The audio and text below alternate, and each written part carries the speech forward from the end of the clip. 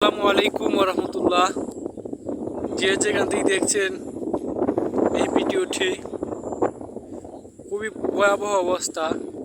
জায়গাটি বর্তমানে আমরা অবস্থান করছি সুনামগঞ্জ জেলার ধরাবাজার উপজেলার একটি প্রত্যন্ত অঞ্চল, একটি গ্রামে। আপনারা দেখতেই পাচ্ছেন পাহাড়ি ডোলে এবং প্রচুর পরিমাণ বৃষ্টিতে আজকে দুই তিন দিনের এই বৃষ্টিতে এক ভয়াবহ এক বন্যায় রূপান্তরিত হয়েছে এই অঞ্চলটি। এই গ্রামে আজকে পবিত্র ঈদুল আজহার দিন, এরপরেও মানুষের অনেক বিভ্রান্তি, অনেক কষ্ট করতে হয়েছে। আপনারা দেখতে পাচ্ছেন এই গ্রামটি, এখানে প্রচুর বাড়ি রয়েছে, এই পানির নিচে তলিয়ে গেছে এবং এর আশেপাশে একটি পুকুর আছে। এইরকম অনেকগুলো পুকুর এখানে আছে। আর যদি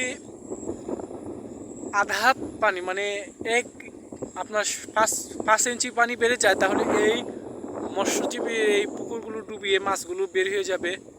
এখানে লক্ষ লক্ষ টাকার মাছ চাষ করা হয়েছে। আমরা এখানে দেখতে পাচ্ছি এই পুকুরের চেয়ে আরও নিচু যে পুকুরগুলো আছে, এই পার্শ্ববর্তী গ্রামে এরকম বহু পুকুর আছে যা তলিয়ে গিয়েছে। এখানের মালিকেরা দুঃখ প্রকাশ করছেন এবং তাদের প্রচুর বিশাল পরিমাণ ক্ষয়ক্ষতি হয়েছে। আর এই যে বর্তমান যেখানে আছি আমরা, এখানেও পুকুর 5 ইঞ্চি পরিমাণ যদি বৃষ্টি দিলে পানি বেড়ে যায়, তাহলে এই পুকুরগুলো ডুবে মাছগুলো বের হয়ে যাবে হাওরে। আর হাওরের পানি প্রচুর পরিমাণ বেড়ে গিয়েছে, যার কারণে মানুষের অনেক কষ্ট হচ্ছে। আমরা এখন আমাদের সামনে একটি বাড়ি আছে, এই বাড়িটাও কিন্তু পানির নিচে তলিয়ে গিয়েছে। এই বাড়িটাও কিন্তু এখন পানির নিচে।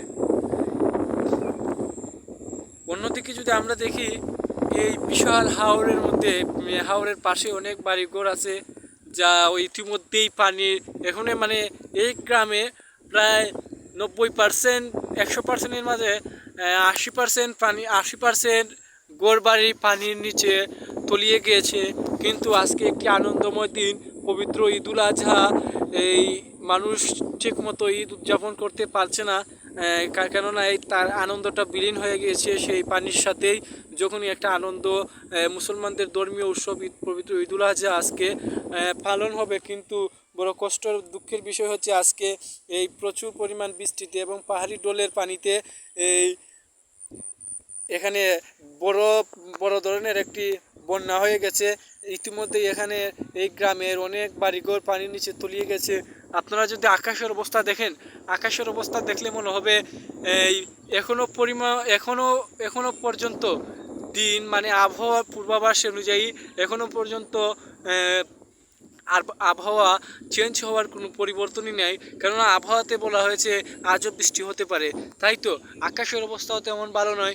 আকাশের অবস্থা দেখলেই মনে হবে যে আরও বৃষ্টি হবে এবং আকাশে প্রচুর পরিমাণ মেঘ হাজও আছে, আমরা দেখতে পাচ্ছি। তাই তো আরও যদি বৃষ্টি হয়ে যায়, তাহলে এখানে মানুষদের এখন তো বাড়িতে মানুষ আছে, কিন্তু কিছুক্ষণ যদি আরও কিছু পানি বেড়ে যায়, তাহলে মানুষদেরকে আশ্রয় নিতে হবে, আশ্রয় কেন্দ্র। তাই আমরা সৃষ্টিকর্তার নিকট প্রার্থনা করি যেন মানুষের এই ভোগান্তি না হয়। যে পরিমাণ পানি হয়েছে সেই পরিমাণ পানি থেকে যাক।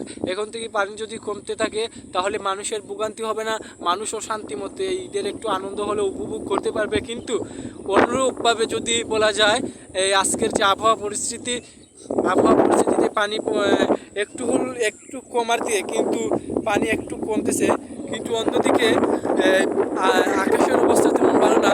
মনে হচ্ছে যে কোনো সময় বৃষ্টি হতেই পারে। বৃষ্টি হলে পানি স্বাভাবিক বৃদ্ধি পাবে, তাই মানুষের ক্ষয়ক্ষতিও হবে। আমরা চাই বৃষ্টি না হোক, মানুষের পানি না বাড়ুক, পানি কমতে থাকুক। মানুষের অনেক ভোগান্তিতে আছে। এমনিতেই মানুষ আজকে আমরা যখন মসজিদে গিয়েছি ঈদগায়, আমরা নামাজে যেতে পারিনি, নামাজ পড়তে পারিনি। নামাজের জন্য নির্ধারিত টাইম ছিল 8টার সময়, কিন্তু মানুষ যেতে পারছে না। রাস্তাঘাটে মানুষ পানিবন্দী মানুষ হয়ে গেছে। বিভিন্ন কষ্ট করে মানুষ জামাতে অংশগ্রহণ করছে। এরপরে 9টা 15 মিনিটের জামাত হয়েছে, 8টার সময় জামাত হওয়ার কথা, কিন্তু 1 ঘন্টা 15 মিনিট পরে জামাত অনুষ্ঠিত হয়েছে। তাতেই বুঝতেই পারছেন যে মানুষ কীরকম বিহাল অবস্থায় আছে। সারা রাত প্রচুর পরিমাণ বৃষ্টি হয়েছে, পানি অনেক বেড়েছে। সেই সাথে মানুষের যে একটা আনন্দময় আজকের আনন্দর দিনটা মানুষ তেমনভাবে আনন্দ উপভোগ করতে পারছে না। কিন্তু এতে আজকে যেমন অনেকে দিয়েছে, কুরবানি দিতেও অনেকের কষ্ট হয়েছে, কেননা এই গরুকে কাটার মতো তেমন জায়গাও নেই এই বৃষ্টিতে। আর মানে পানি প্রচুর পরিমাণে এই বাড়তি আছে এই দেখেন, আমরা দেখতেই পারছি। এই এখানে এই পুকুরের মালিক উনি পুকুরকে রক্ষা করার জন্য উপরে জাল দিচ্ছেন। তাই আমরা সৃষ্টিকর্তার নিকট প্রার্থনা করি যেন বৃষ্টির পানিটা দ্রুত কমে যায়, আর পানি না বাড়লেই হবে। এই প্রচুর পরিমাণ এখানে প্রচুর বড় সুনামগঞ্জের প্রচুর বড় বন্যা হয়ে গেছে। আমরা দেখতে পাচ্ছি এখানে যে সময় বন্যা হয়ে যায় এই গ্রামগুলো তলিয়ে যায়, কারণ নিচু, আর পাশেই সুরমা নদী, এদিকে আবার সুরমা নদী, ওদিকে আবার ভারত থেকে আসা একটি খাসিয়ামারা নদীর পাশেই আছে, যার কারণে ভারতের প্রবল মেঘালয়ের প্রবল পানি এগুলা খুব দ্রুত গতিতে এদিকে আসতে থাকে, এবং এই পানি আসার সাথে সাথে এই গ্রামগুলো তলিয়ে যেতে থাকে। আমরা চাই আর পানি না বাড়ুক, বন্যায় মানুষের অনেক ক্ষতিগ্রস্ত হয়েছে। ভিডিওটি ভালো লাগলে আমাদের পাশে থাকবেন এই ইউটিউব চ্যানেলে, আলকাউসার 27 ইউটিউব চ্যানেলে। আপনাদেরকে এরকম আরও বহু ভিডিও দেখাতে পারবো। সুনামগঞ্জের অবস্থা এখন খুবই ভয়াবহ।